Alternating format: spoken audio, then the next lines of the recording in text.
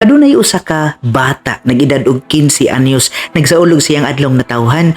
Of course kay birthday gusto niya makadawat siya og paborito niyang sapatos. Sa pag-ato nila sa mall uban ang iyahang ginikanan. Nag-expect siya nga palitan siya sa iyang paboritong sapatos. Apan wala siya paliti. Ug naabtan na lang sila gahapon wala gayod. Ug gusto siyang muhilak, musyagit siya kay wala siya kadawat sa maong regalo. Apan sa wala pa niya pagsyagit sa paghilak, nakita niya sa unahan ang usa ka babae.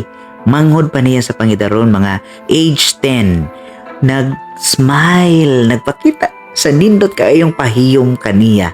Unya, nakita siya, nakot ang iyang atensyon sa maong bata.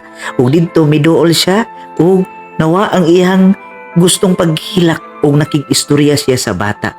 And didto niya na sinati nga ang maong bata di ay usa ka amang ug bungol, dili makaistorya, dili makadungog. Apan puno kaayo sa kalipay ang iyang kasing-kasing bisan pa sa iyahang kasamtangan sa kinabuhi.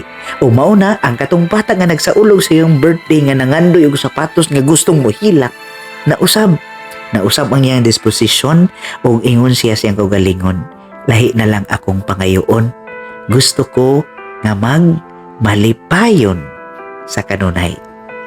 Mga bay o mga kaisang bingay, ako ka nang gi-share kaninyo ang maong istorya tungod kay karon gisaulog nato sa simbahan, balaan nga kasing-kasing ni Jesus. Usa ka solemnidad, dako kaayo ang ato ang pagtuo niini nga si Kristo ang iyang kasing-kasing puno gayud sa paghigugma. Mga bay, kung moingon gani kita gugma nga walay sinukdanan, gugma nga walay puas sa paghatag sa kaugalingon, gugma nga puno sa sakripisyo. Kita nato ang gugma ang kasing-kasing ni Kristo puno sa mga purong-purong sa mga tunok.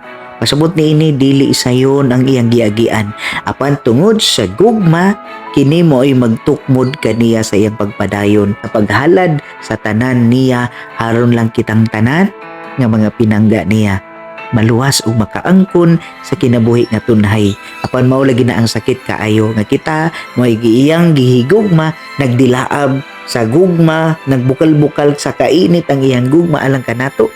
Kita unsay atong gibuhat kaniya?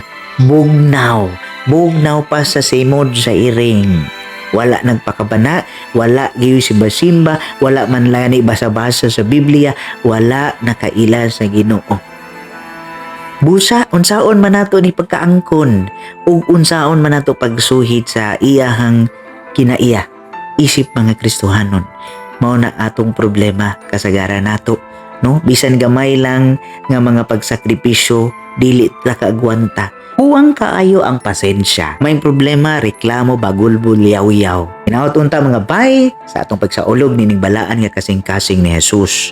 Bisan man tinuod lisod kaayo ning buhaton nato, apan maningkamot kita nga kita usab sa gagmayng mga kasakit, gagmayng kabalaka, kaguol problema. Dili unta ta dali nga mapukling, kundili magkahiusa kita, padayon kita sa paghigugma kay siya uban man kanato. Hinaut unta nga ato kini mapuy-an diha sa atong kasing-kasing o Dios sa kanunay manalangin kanatong tanan. Sa ngalan sa Anak, sa Espiritu Santo. Amen.